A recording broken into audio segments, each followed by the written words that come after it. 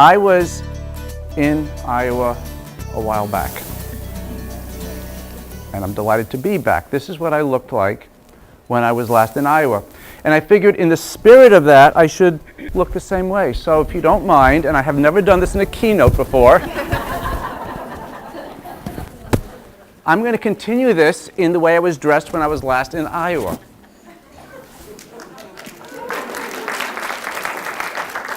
I can tell you that I did learn an important thing. Other than the people and the scenery and everything else here is lovely, it's not flat. I've said to people, Iowa's flat in a Mae West sort of way. I ate my way through Iowa. I slept my way through Iowa. And I voted in Iowa. And for those who haven't seen this, you threw your bottles into whichever can you wanted your candidate to win. I had a great time. I didn't, at the time I was in Iowa, understand that a piece of what I was picking up in 2008 would be sticking with me and something I was going to be doing down the road. So, and I'm going to try not to mess things up. This was the vision I had of Iowa. The place is brimming with agriculture. As you all know, I also got used to what they call the smell of money as you bike through that. That was a little bit of fun. As I go through this talk, I'm going to ask you to keep these questions in your mind, but I'm also going to more importantly ask you to think of questions to ask at the end. I do want to talk with you about what we're doing, get your input and your thoughts on what we can be doing better. And so the heart of ampleharvest.org, which I'm going to get into, really focuses on things of hunger, of dignity of people who are in hunger, of food waste, and of society in general. When I was growing up, and I'm now 61, this was not the type of thing we were seeing. I grew up with finish what's on your plate, kids are starving in Europe. Hunger wasn't really considered an American issue at the time. But we're the richest country in the world. 1 in 6 people in this country are food insecure, which means either you don't have enough food or you're at real risk of not having enough food. 1 out of 4 children in this country under the age of 6 are living in a food insecure home. Unless you're Hispanic, then it's 1 out of every 3. And the number on the bottom is simply staggering. The 16 million children would fill 845 basketball arenas. The health issue is staggering. 1 out of 3 kids growing up today will be diabetic, and we're quickly moving to 1 out of every 2. And if you think, and whatever your opinion is of Obamacare, the costs of what we're doing to ourselves with the food we eat is what's going to either it can sink the nation. As you can imagine, a child going to school, an adult going to work, and they haven't had a good breakfast is not going to function very well.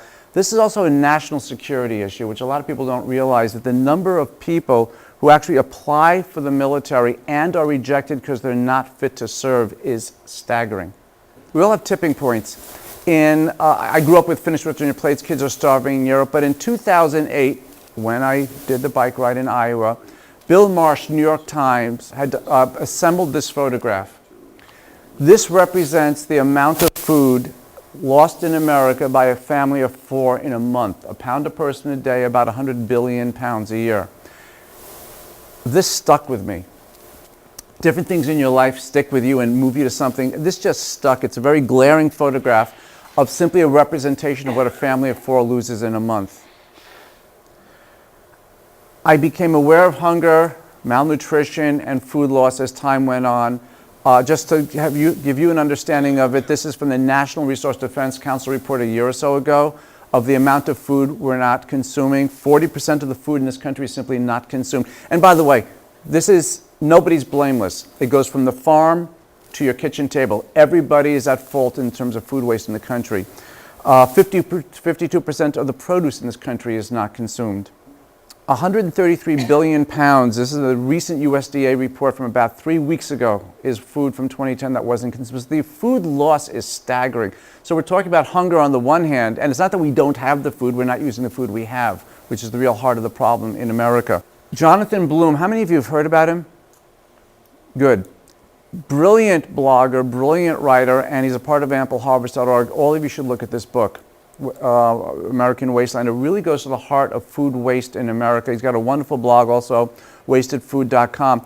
When I went to the New York Times and said, can we work together when I rolled out ampleharvest.org, they said, talk to Jonathan Bloom. He's the guy. and he was the person who helped launch ampleharvest.org. Food waste in America. 18% of the stuff in our landfills is food. Now, environmentally it's bad. A pound of food, especially vegetative material, thrown away in an anaerobic or oxygen-free environment generates a pound of methane, which is the equivalent of 20 pounds of CO2. So it's a climate change issue on the one hand. But it's also a tax issue. Because when you're throwing stuff away, your taxes pay for the tonnage of what's being carted away. So 18% of the sanitation charges in your community is food lost. Food waste is important enough that both Jonathan Bloom and Tristan Stewart, who does Feeding the 5,000, a wonderful program in the UK, are part of our organization. It is the heart of what we do, and I'm going to be getting into that now. The problem we've had with hunger and food loss in America has been a problem that people really didn't understand. They didn't notice it was a choke point in the system.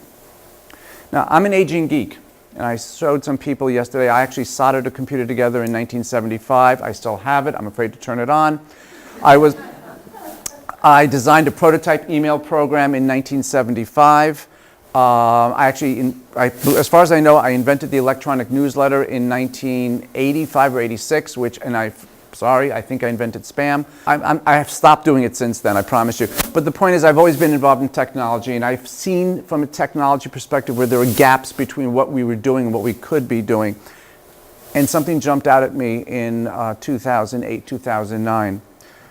I started to realize that we were being blocked from doing something that we really could be doing. So imagine if you wanted to get on a highway, and this was what you saw at the entrance to the highway.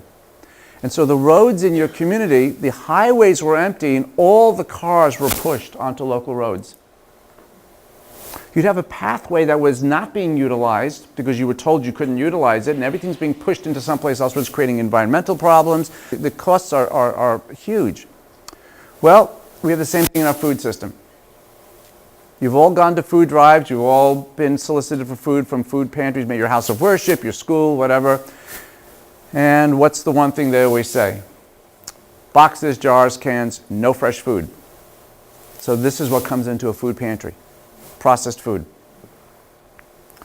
The problem results, therefore, that the majority of food pantries in the country don't have fresh food, which means that 1 out of 6 families in America don't have fresh food, which means 1 out of every 4 children under the age of 6 don't have fresh food, and you can see where a piece of this problem is.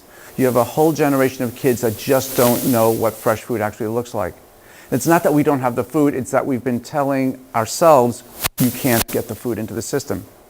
So the way we've been dealing with hunger in America over these years, since the 60s, when the food bank network really grew, is we get large amounts of food.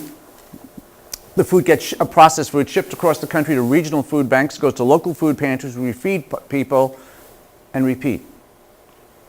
And that's been the cycle that's been going on and going on and going, and continue, and gets bigger and bigger and bigger. If we'd actually been solving a problem, it should have been getting smaller. Instead, the food bank network has been getting bigger. So I'm going to explain how the food bank network works, because you have to understand what the architecture looks like to see where the flaw was and then what the solution is. So what you're looking at is the diagram of the food bank network. At the heart of it is Feeding America, which is a membership organization. You've all heard of it. It used to be called Second Harvest. And connected to it are 203 food banks across the country. Food banks are large industrial organizations. It's a warehouse, effectively. So just visualize a large warehouse with large amounts of food coming in, stored on racks. And connected to each of these food banks are food pantries. Now, depending upon where in the country you're from, they may be called a food pantry, food cupboard, food shelf, food closet. And to make things just for the fun of it, in Washington and Oregon, they're also called food banks up there. So the place in the community where somebody goes for food, I'm going to call a food pantry.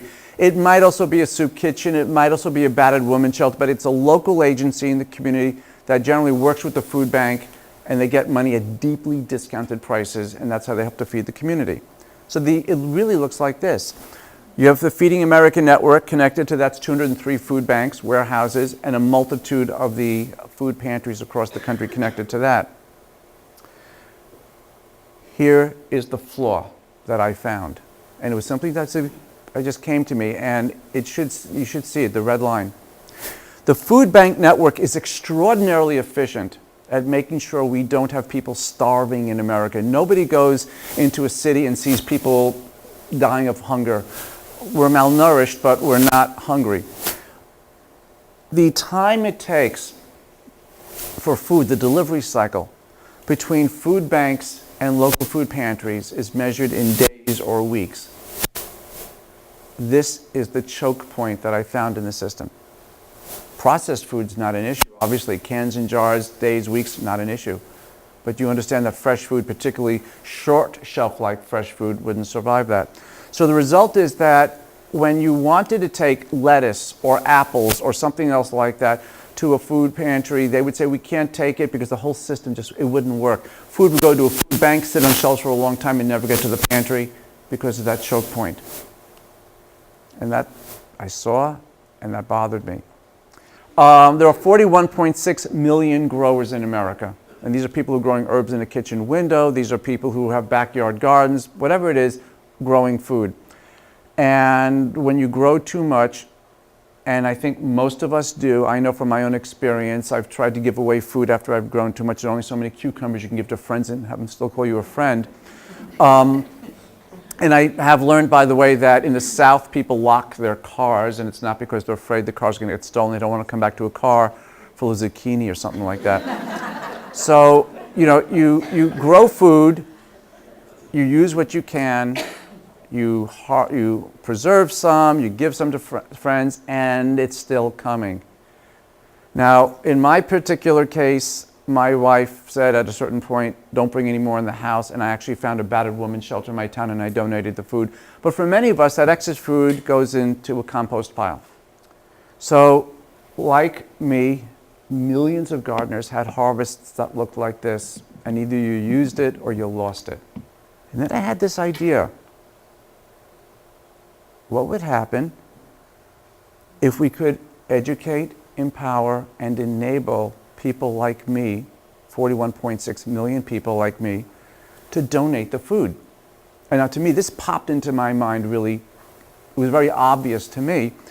And what I had the idea of, what if I built a bridge in the internet that allowed people like me to find a food pantry and for food pantries to become visible to people like me? Suddenly a pipeline would open up. And we could bypass that whole food bank choke point, which said, don't bring in fresh food, and food could start flowing from the community to the food pantries. And then fresh food could start flowing from the food pantries to the people in the community who had the least access to it. In 2009, I built ampleharvest.org.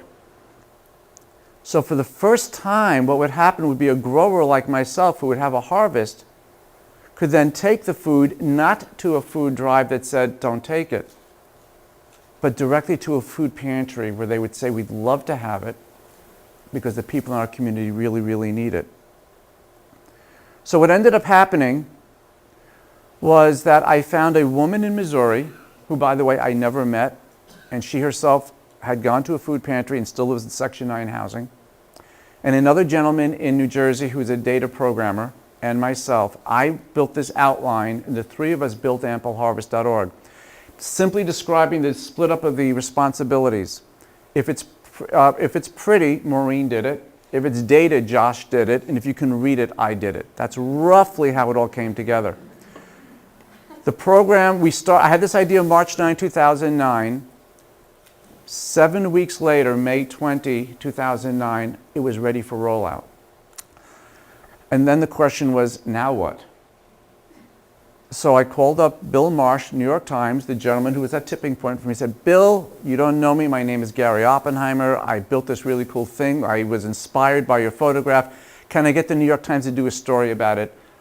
And Bill says, no, we're not at this point. But the person the New York Times, talked to when we want information about hunger and food waste is this guy named Jonathan Bloom. So I found Jonathan Bloom, sent him an email, and I said, Jonathan, I got this great new idea, this great new website. 2 days later, Jonathan calls me up. We have a 2-hour phone call. A few days later, ampleharvest.org appears on wastedfood.com. The world suddenly knew about it, and it took off like crazy. Shortly thereafter, Huffington posted an article about ampleharvest.org. Sasha Abramson, and by the way, this guy never called me up. He simply looked at the site, looked at the press kit I built, looked at everything, and wrote an article. he said, and this had never crossed my mind until actually I read it from him. He said that it was his opinion that this would have an impact on the long-term healthcare costs of the country as people's obesity and diabetes problems would be impacted. I started to look at it and say, wow, this has got a lot of potential here. I then said, okay, I need some more help in getting this bigger, getting expanded. I went to Google and said, Google, can you help? And they said, well, we have a grants program. And by the way, for those of you running nonprofits, listen to this very closely now. Google has a program called the Google Grants AdWords program, where if you're a nonprofit, you can apply, you can get $10,000 a month of free advertising, month over month. So I went to Google, they sent me to that program, I filled in the paperwork, and by the way, at the time this was not a nonprofit, I was working still under the Community Garden, which was a nonprofit. And Google got back, and they said to me, by the way, we usually take 4 to 6 months to review, you'll hear from us. They got the application, I get a call back from the guy running it, he says, we like this so much, we're going to push you to the top of the stack. 3 to 4 weeks later, you should have an answer. 4 days later, $10,000 a month, month-over-month advertising grant from Google, which has since grown to $40,000 a month. Google's been an immense part of this change for Ample Harvest, are going to change in America.